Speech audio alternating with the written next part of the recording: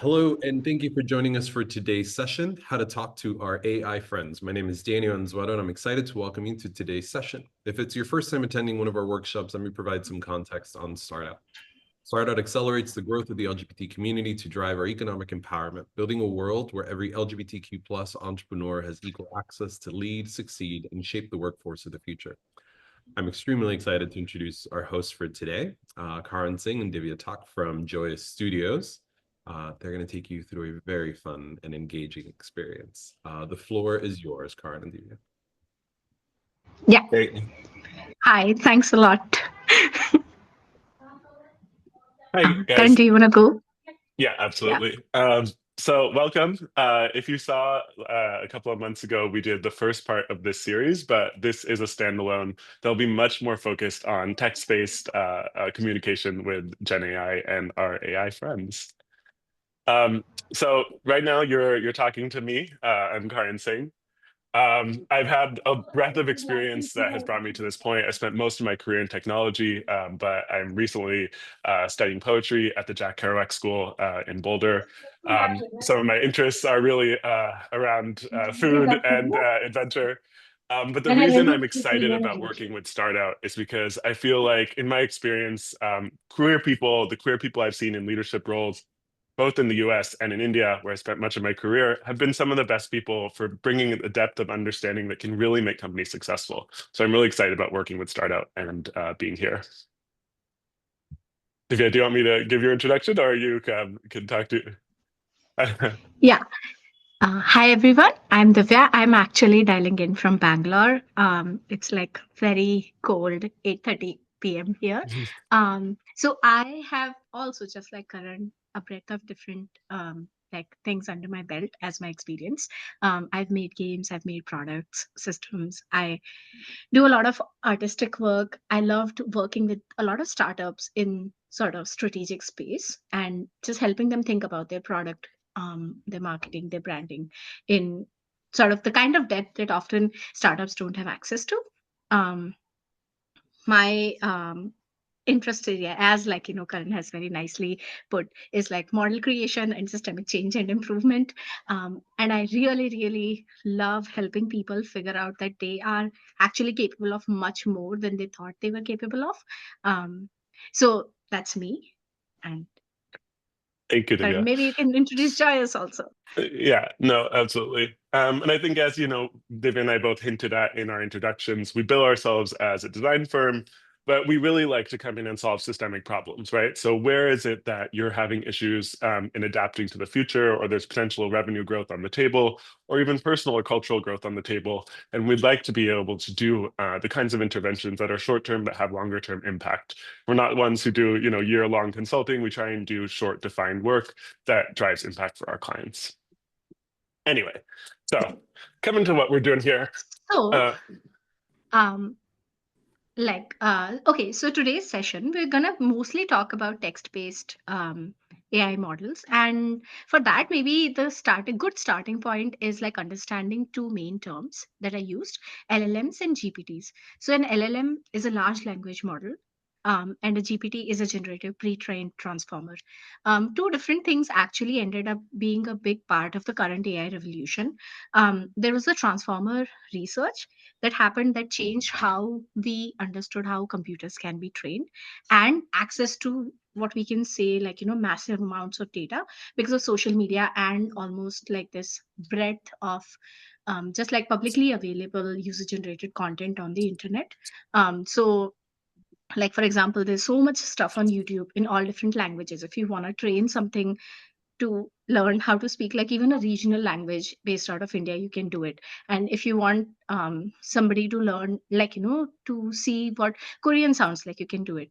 And broadly on the internet, you would see most content is in English, but there are so many pockets and there's so much data around and available that both of those factors, the transformer models and the fact that there is so much big data around, that has almost like come together in the current AI revolution that we are seeing. Um, so now, what is a GPT? A GPT is an AI that predicts the next word or phrase by analyzing patterns in the context it was trained on. Context is everything that you tell GPT, and it sees before in the conversation. So if you have a conversation which is like this long, if the GPT is at this point, everything before it is the context. And as you keep sort of having that conversation, more and more details will keep getting added to the context.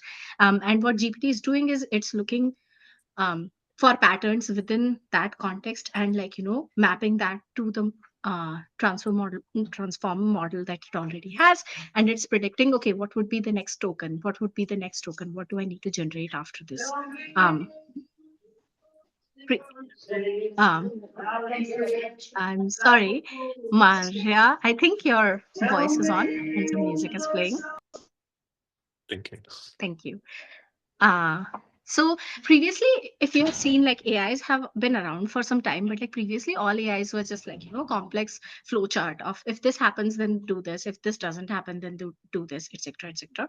But a GPT is a predictive model, and that's what sets it apart from everything else that has come before it. Uh, And right now, there are four models that you can use, all of them some version or some amount for free. So there is ChatGPT made by OpenAI, the most common one. Gemini, which is Google's AI model. Earlier, it was called Bard, but it has been rebranded to Gemini. Meta's AI, which uses Llama, and you can use it on WhatsApp.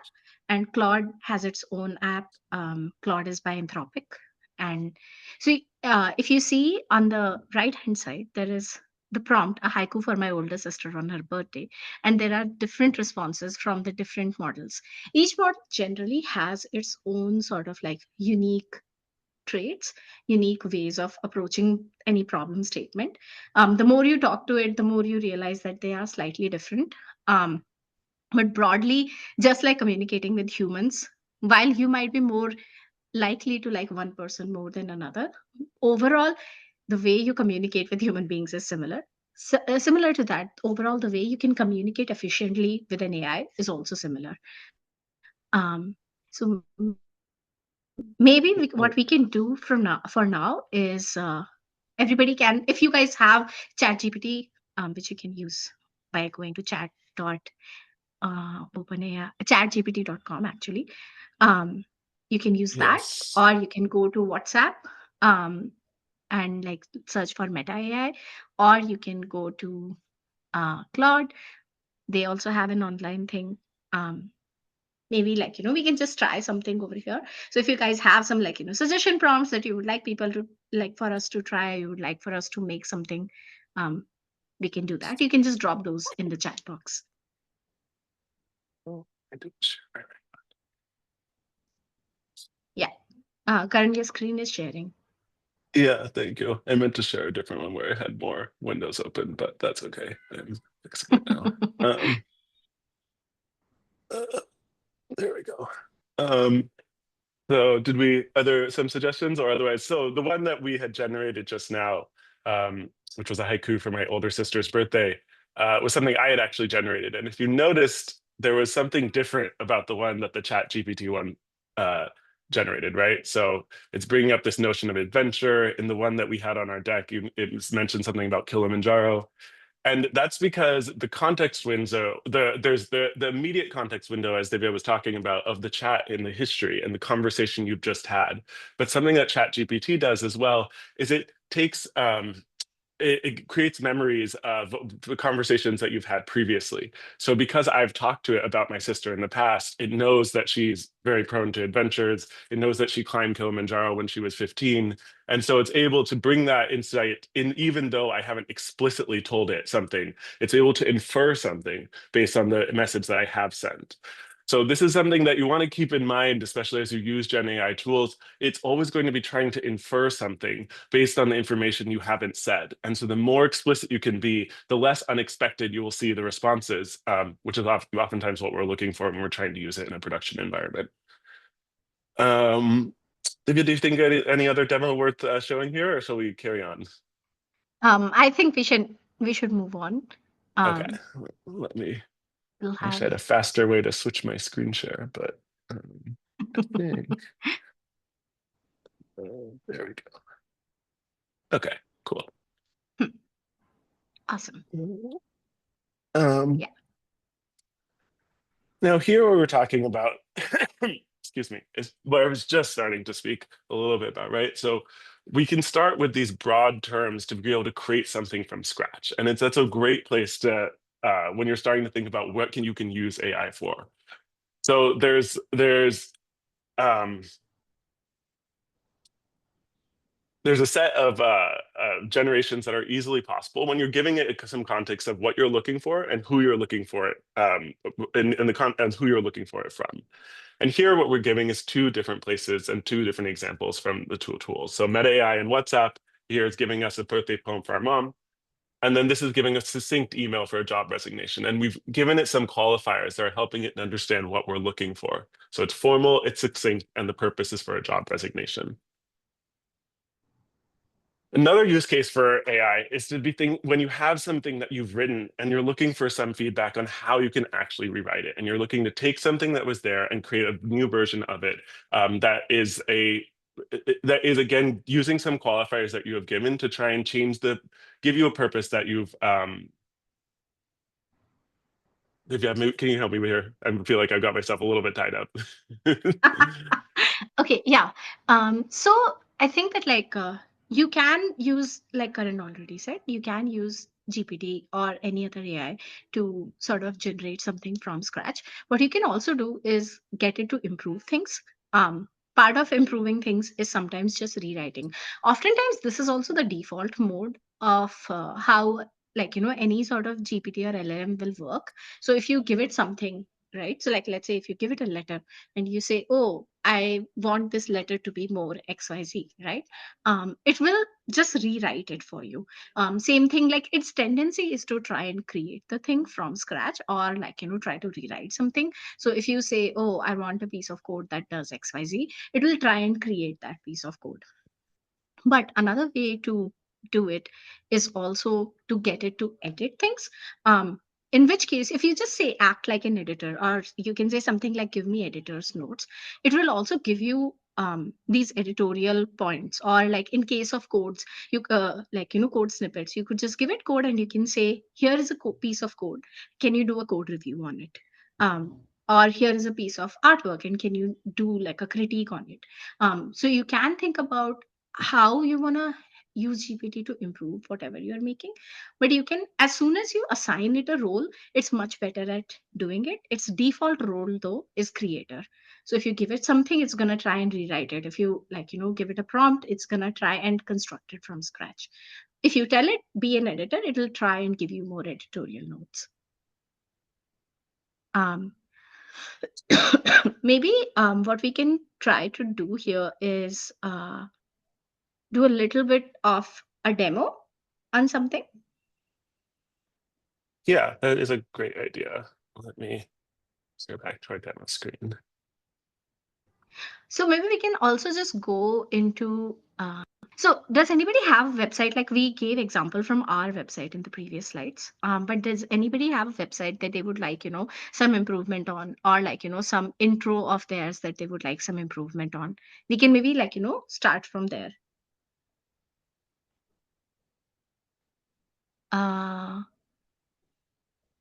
Let me see if we're seeing some. We Let's start. haven't. Carol will answer those questions maybe towards the later half. Yeah, so let's use the startup website as an example. So let's say I was coming in as a consultant to start out, and I had been asked to give them some thoughts on how they can improve their call to action above the fold on the website. So something I can do is take a screenshot here and make a chat and say, hey, so to do the two different ways that we were just talking about. So, hey, help me rewrite this to improve the call to action.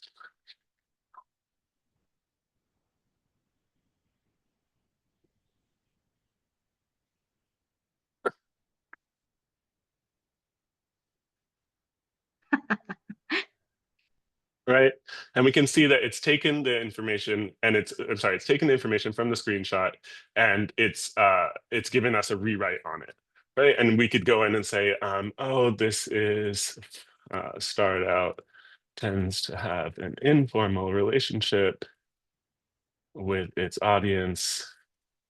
Please keep that in mind for the tone. Okay. And now it can come back with a little bit more of an informal output. Now, the other option would be to do what we were also saying. So here I still have that same screenshot, and I'm going to say, hey, I need to come up with a bunch of ideas for how to improve this website.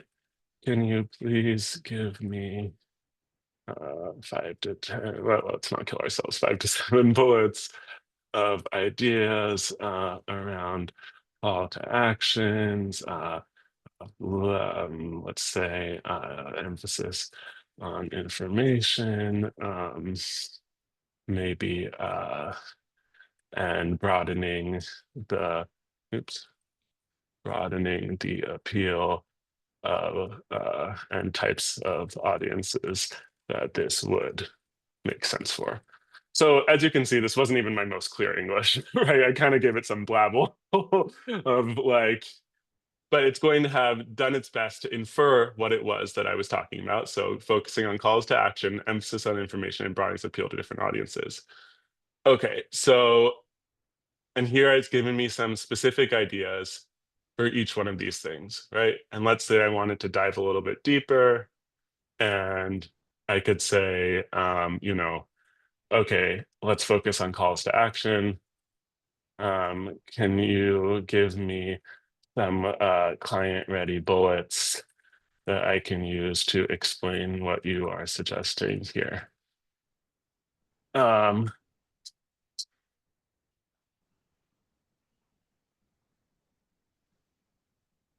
Right, and you'll notice it's given them in a way, it's a tone that would be appropriate for me to be able to use to a client. Very specific sort of examples, right, of what you can do. Yeah.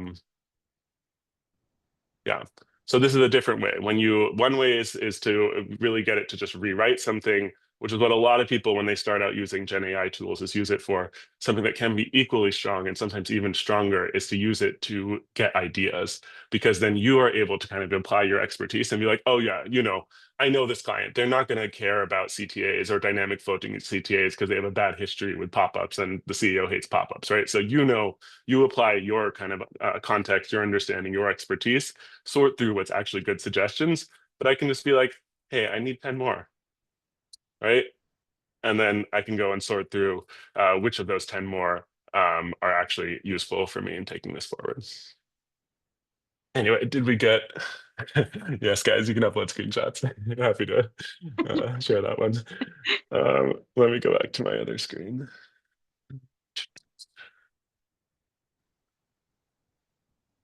God, every time I do it, it moves everything around. Okay. Awesome.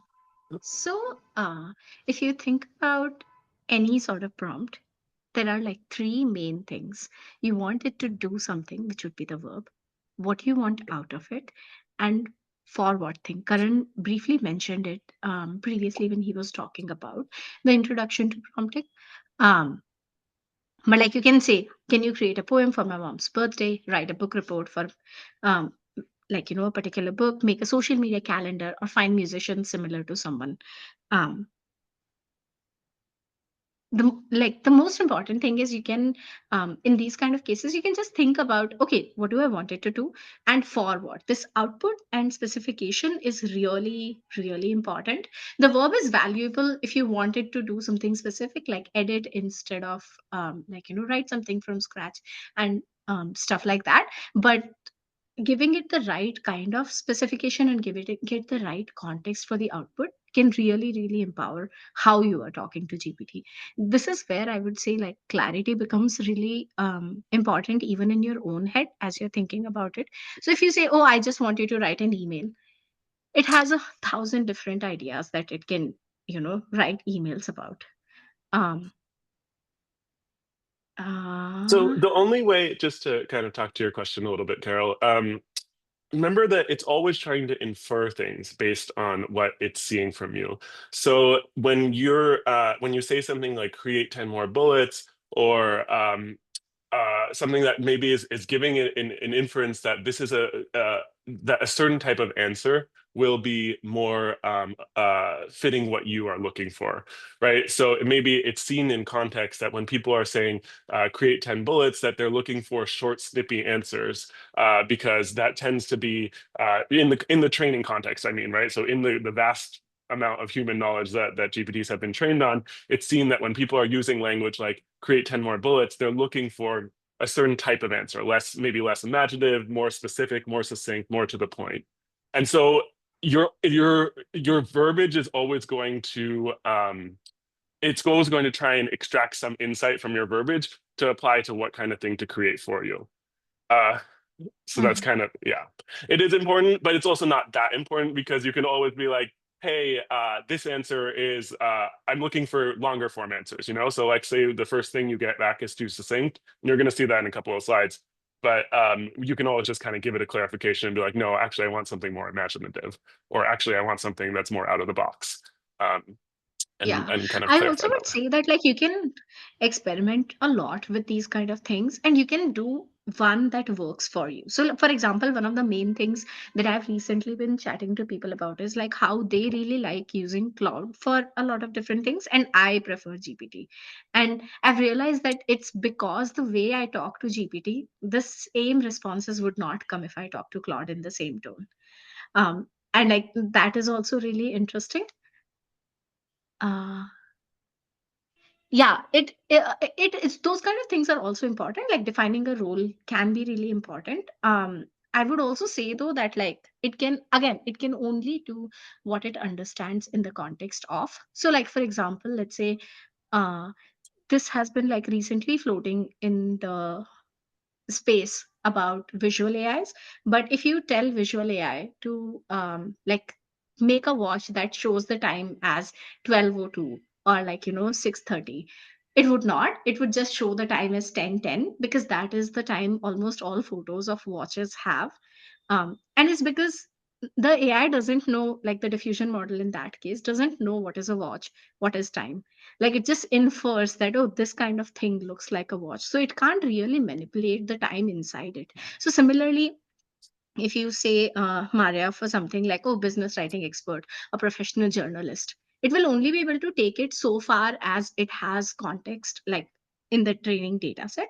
But yeah, if you say that, oh, write like a journalist, it will definitely lean more towards the information that has come from like news data rather than something which is more like, broadly, oh, just Reddit's people talking about Reddit things. Um, yeah. And to come up So, to here. Or you want to stay here? yeah. Yeah. So another thing that you can do is like just add qualifiers. So like, can you create a short poem, a long poem, a haiku, like Karan said, right? Like haiku is a type of poem. You can specify the time or a lot of other different things. We have written succinct in our resignation letter. Like all of these qualifiers end up giving more specific feedback to GPT to what area it needs to like sort of fill within. Um, yeah, and one of the things that can be really helpful is just asking the 5W questions. So it's like who, what, how, where, when. Um, you don't have to give all of the answers, but the more you give, the better the outcome is going to be. Basically, the clearer you are, it's a little bit like giving somebody you're working with a brief. The clearer you are in the brief, the better the output is going to be. And the more you're going to think that you're working with a skilled person. Um, if you just say that, oh, just write something, it's also going to give you a mediocre output. And, I think, Sorry. Karan, you mentioned this previously as well, right? That like you can give in the style of XYZ, in the mom poem somewhere, if I recall correctly. Yeah, Uh, like something that I found at one point was, and this was more with earlier versions of GPT that really were prone to flowery language, but saying like, I want it written in the style of Ernest Hemingway. And then would just write in, short, succinct, simple sentences, not too many adjectives. Honestly, with GPT-4 and 4 not, it's like become much better about it. So it's not something I have to resort to as often. But yeah, giving it a suggested style is really great. And I think I could take us yeah. through. yeah. Why don't I'll just show some of what we were just talking about. Oh my goodness, where did that share button go again? Okay, here we are. And which one have I shared? Oh, I've shared this one. Great. Okay. So let's think about, no, I need an example. Maybe let's start with a social media calendar. So, hey, I need help growing. So it's hard for me to, I just do it by force of habit, right? So I'm starting to give a reason already. Growing my personal brand. Uh, can you give me, let's just start with a social media calendar. Um, and then maybe I even will say I don't uh, even really know what that means. Do I need a calendar or a plan to get started?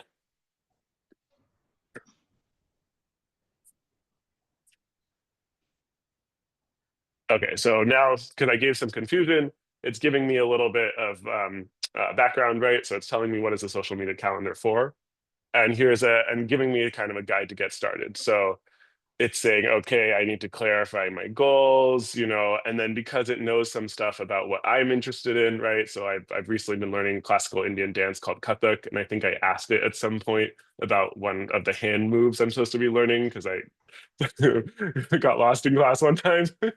But it's maintained that memory, right? So now as I'm asking it something, it's going to be giving a suggestion based on my actual background. And you guys can see here, right? Like I've asked GPT about a million things in the last few days, months.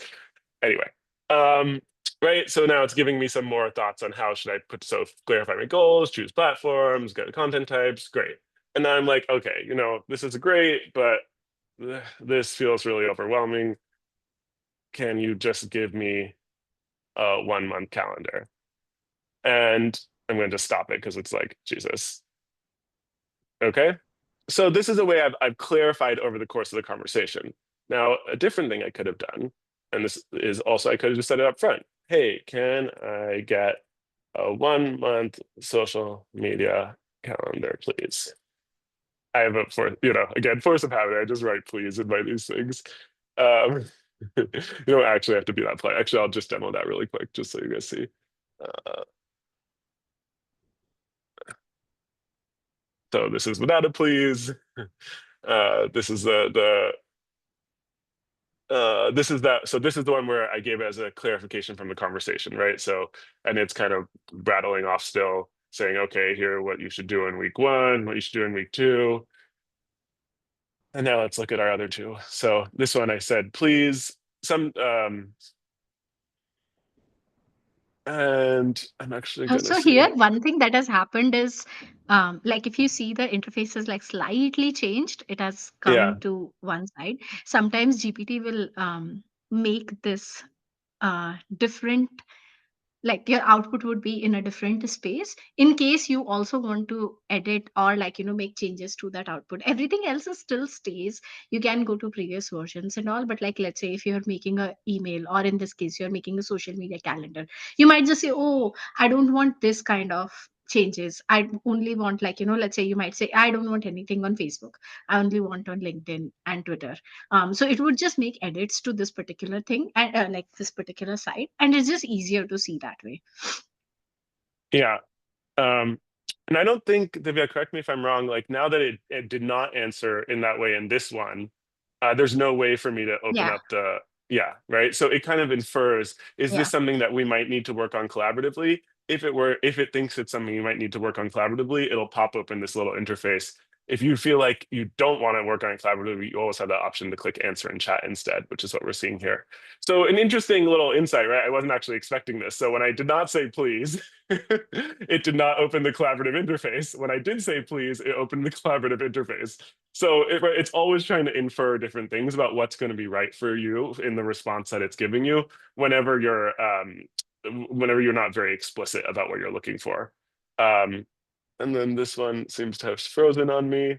Uh, but I think I've given enough here, and I'm cognizant of time, so I think I'm going to move us back to our presentation. But hopefully that gives you a little bit of a sense of how you can structure and how the different ways of structuring is going to give you different outputs. All right.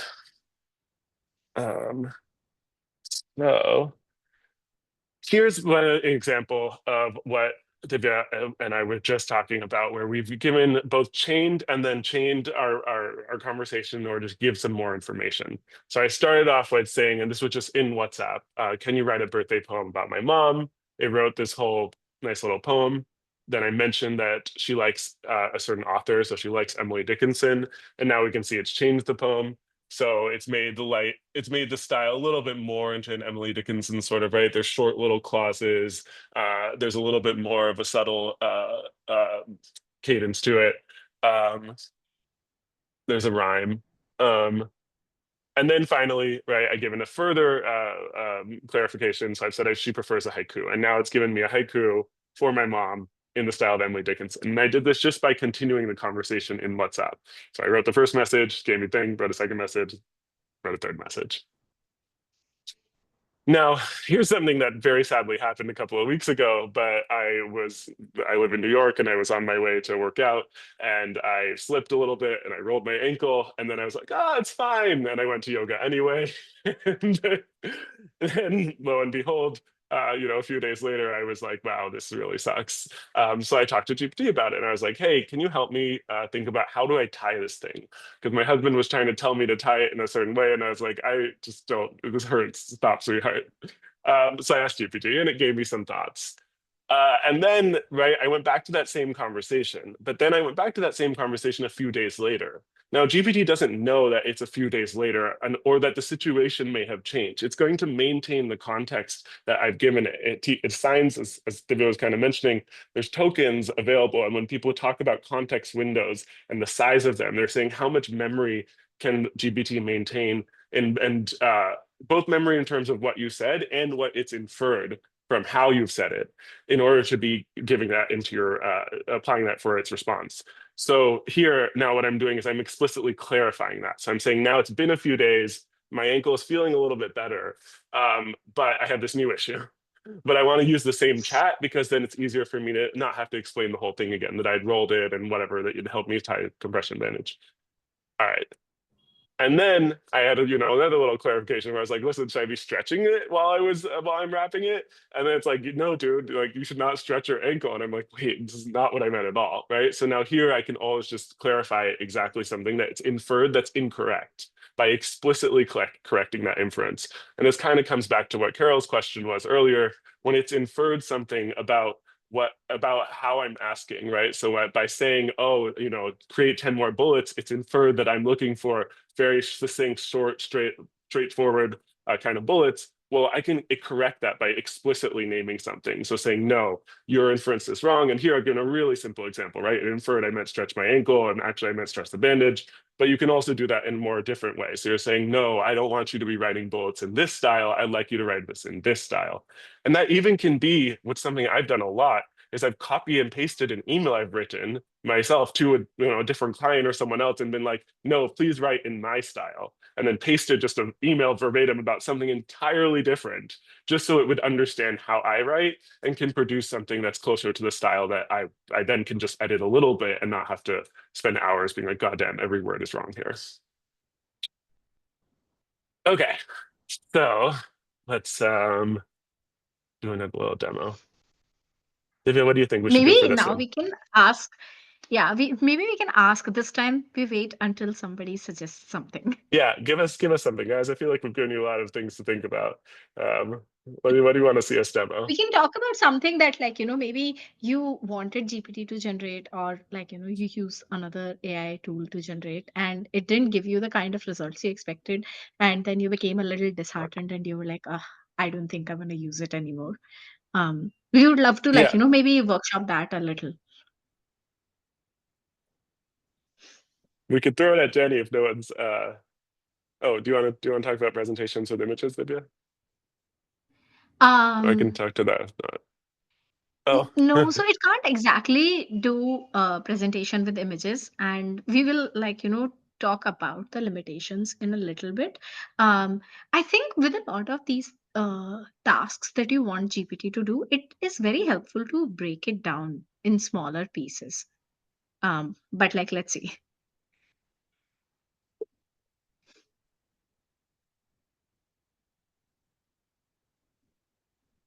Okay, I'm just gonna stop at this because I have a short attention span.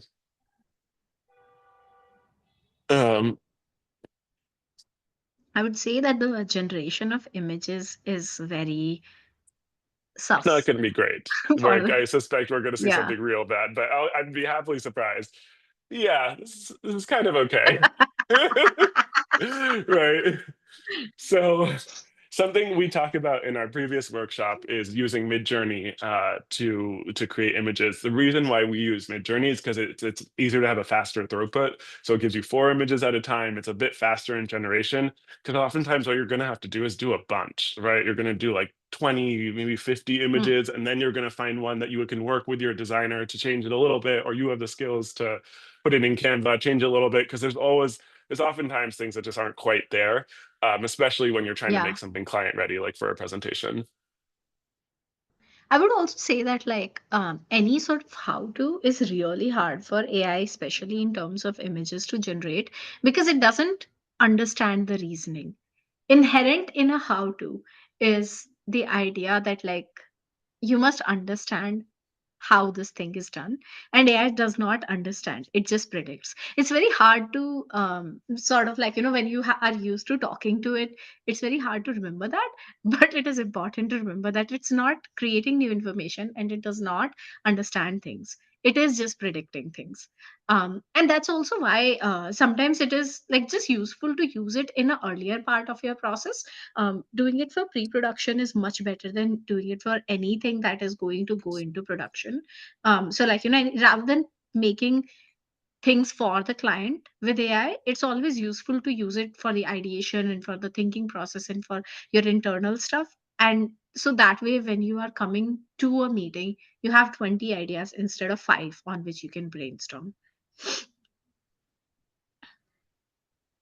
Yeah, so that question, thank you for that, Atu, is actually really well timed for the slide I just put up, which is absolutely, GPT is a very overconfident imagination. It will make stuff up. It will make stuff up all the time. So whenever you're kind of looking for information that's more factual or truthful, you really want to be careful about that and really looking at um, just taking a skeptical eye, right? So that's why if you think about some of the places that we have been showing you examples, when you're giving it a piece of content and saying rewrite this, it's a lot easier for you to be able to compare and see, is what it's saying actually rewritten, or did it change some of those numbers? I would not be surprised if we went and looked back at what it suggested for start outs changes on this website a little carefully, that we would see that some of the numbers it just changed, right? It was like it used to be 38 million on the website and it made it into 42 because it just sounded better when it looked at the predictive model, and it felt like that was more likely to be what you were looking for. So similarly, to talk to the example you're talking about, especially if you were starting to give inputs where you were describing a car that didn't exist. So you were looking for things that were maybe a combination of car features across different models or across different types of manufacturers, excuse me. Now it's going to just be like, well, what could that car look like? And who would maybe make a car like that? And it will just make it up.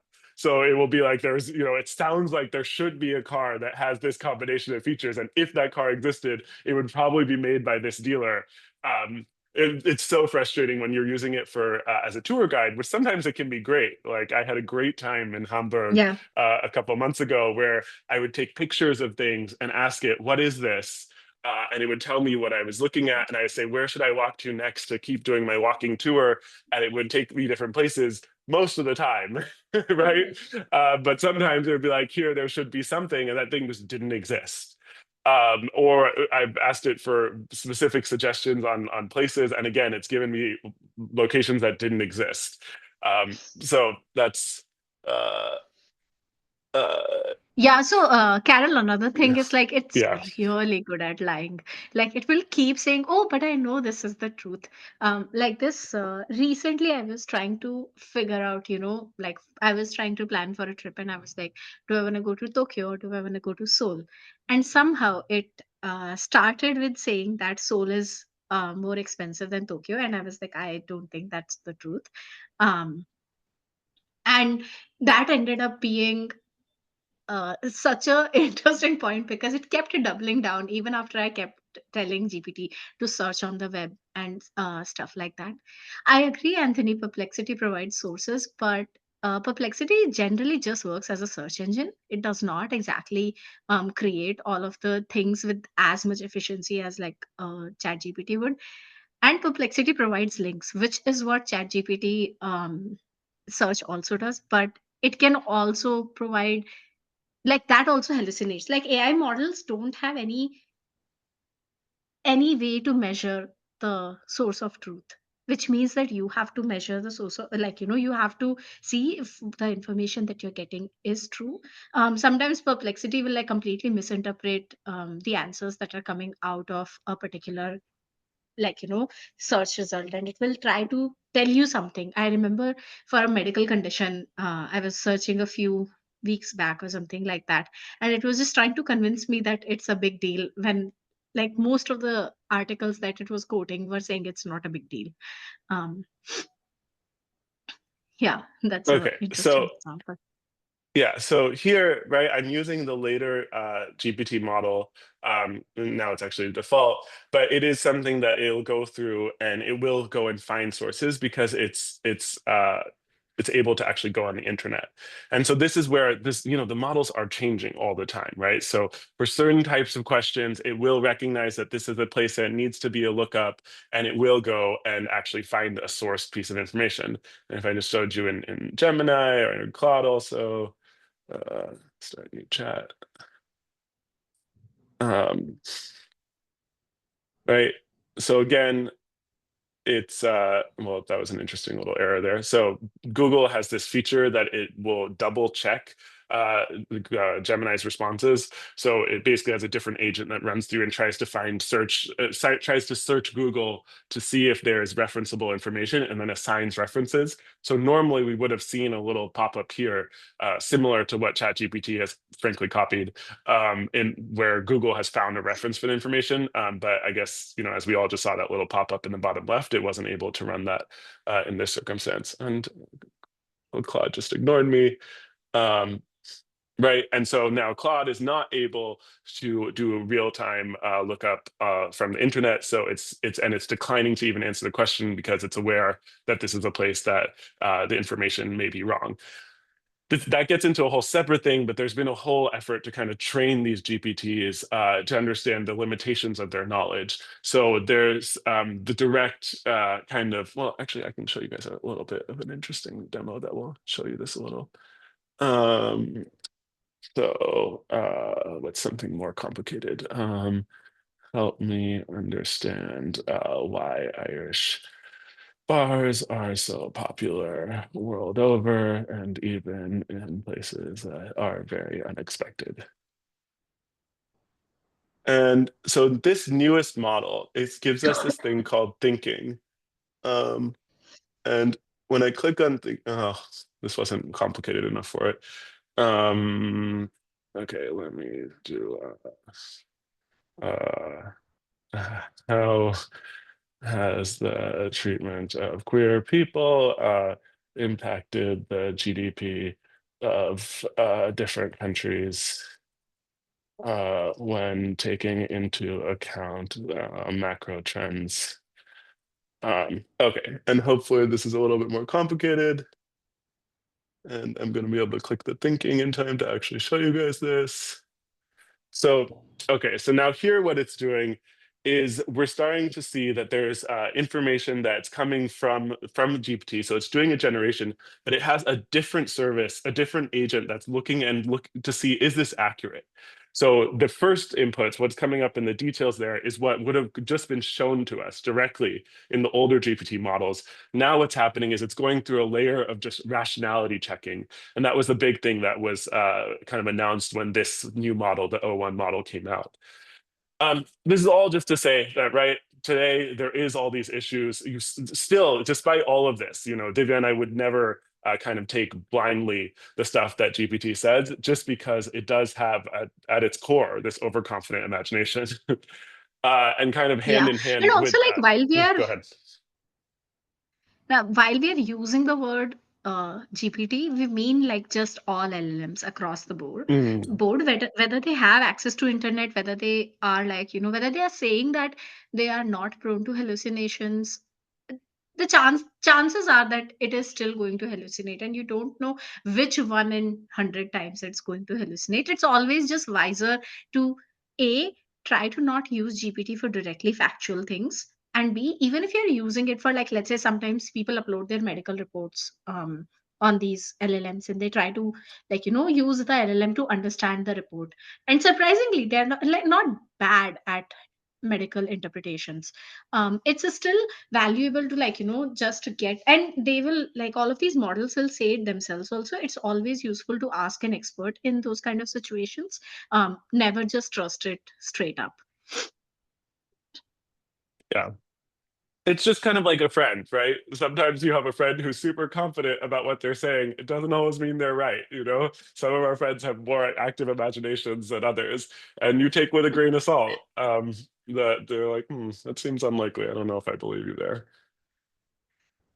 All right. So, do we have any questions? We are kind of running into our last few minutes, so we'd love to kind of talk through if there's some ideas that have come up, if especially if there's places where you've been turned off in the past, right? If there's places where you've been like, "Damn, I've hoped the GPT would do this thing, and it failed." Um, I Uh, see Anthony. so Anthony. in case of so Anthony, for your first question, in case of GPT, it has two separate things. Well, it has three separate things. One is the memory, where it will store certain things that it deems important in the conversation with you, so that it has context of you as a user. So, for example, current sister is an adventure lover, is the kind of context that it would store in its overall memory. Generally, it just memorizes the context within the particular conversation. And there is a separate thing where you can, with GPT, you can give it some custom instructions of, like, oh, I would like for you to, let's say, always reply in Spanish because I'm somebody who speaks Spanish, not English, and stuff like that. Or, like, never reply in Arabic because I don't understand Arabic. Why do you keep showing me Arabic? Or something like that. The memory has like three different things. Of course, within the chat, it remembers all the things that are in the chat. It has a user specific memory where certain things can go in. You can delete stuff. And the tools, well, like, yeah, uh, that's the separate part. Can you work with an AI tool to create a proprietary output? That is, your data is not being used to train the model. If so, how do you work with? So there are certain organizations which have sort of worked out what you can effectively call deals with OpenAI, that their data will not be used to train things. But generally for public, that's not happening. Which But means there that, like, for is. a lot of, yeah, Go finish your thought, Divya, and then I can say. no, I was just saying, like, for a lot of companies, there is a setting to not remember the chat also, Carol. There are a lot of companies which are building these sort of no information of yours will be stored kind of solutions, so that, like, companies, especially like big companies which have trade secrets or information that they don't want to be publicly available or available to any outsiders, they are using those models. Yeah, You that's can kind of use, what I wanted to talk to a yeah. little bit just before you moved on, Livia, just because it is just worth drawing that distinction that there's GPT models that are being trained on this vast corpus of data, and then once they're in use, there's a whole part of refining the model and making the model better, and they're using the inputs from user prompts, right, user queries, in order to refine the model and make it better. Now, in these websites, which we're going to, ChatGPT, Gemini, whatnot, we're going and accessing a model that's on someone else's server that's being run by them. And so any of our prompts are going to and being answered by them. By contrast, you can download the model and then run the model on your own computer, or maybe your workplace is downloading a model and running the model on their own servers. Or if anyone has a recent iPhone, something that Apple has done is they've developed a model and then they've downloaded it and it's running on your own iPhone. Now, those prompts that are going to the server that is under your control, whether that's on your computer, on your organization servers, or on your local device, those prompts are not going away from your device. those prompts are going back and forth to the fixed model, if you will, that was downloaded on a certain date from the research that was done to create that model. Now, a lot of what Facebook has done with Llama and why you hear about open source models there is because they've made that model publicly available. There are other publicly available models, but the kind of the most advanced, the ones that are having the most research and money poured into it are not the publicly available models for you to download and use yourself, for the classic reasons of the world, right? They want to get some return from it. So ChatGPT has the most amount of money coming in because they're getting to learn from the questions that are being asked from it, and that's being able to help them refine and get to a better and better product. Okay, yes, exactly, Anthony. Local models. Any more questions, or did we finish answering all of Anthony's other ones? I So don't is it know. still recommended that individuals not put? Okay, so this maybe I would want to tie to an earlier question. I think Carol asked that about the copyright considerations for using these pieces. So honestly, every so in case of Anthony's question, I would say that I think convenience and privacy often in the current world are a trade-off. So, do you want more convenience or do you want more privacy? That's the same thing with social media. That's the same thing with like using any of these online data um, aggregation services, basically, which like Amazon is looking at your purchasing habits and Facebook is looking at who are your social circle people, and Instagram is looking at what do people want. Like everything is uh, basically I'm sorry, I'm just like super interested in what GPT is gonna say. Um, Oh, this is the newer model. Yeah. yeah, I would 100% recommend no medical records and social security numbers, etc. But at the same time, I would Yeah, I think also I say took it that down like too. um,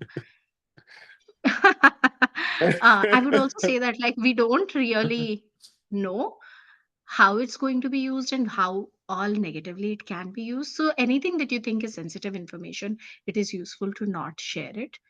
Yeah, Um, stuff you wouldn't put on the yeah, internet, don't put on GPT, basically, right? If it's stuff that you might put yeah. into an Instagram post or you might put into a social media post, it's probably fine to go into GPT. But you're probably not going to put up like really confident information even into a private Facebook group, right? So that's something which I wouldn't put into GPT. If it's something that you would share with some people, in my opinion, it's not that big of a deal because again, the volume of data that's going into it, the volume of data that's been trained on is so big that's like your little contribution is relatively insignificant.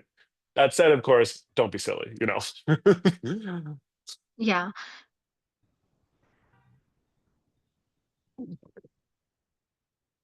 maybe that's a question for the advanced workshop Yeah, I because feel like we'll like we haven't touched into uh, AI agents yet. Um, and we are going to do it for the we're going to touch upon it for the next workshop. So it might be just useful to have that question because it is a complex question and requires more and this thinking. way we get to do a plug to get you guys to show up for the next one too. So Actually, that is perfect timing as I was about to drop in here.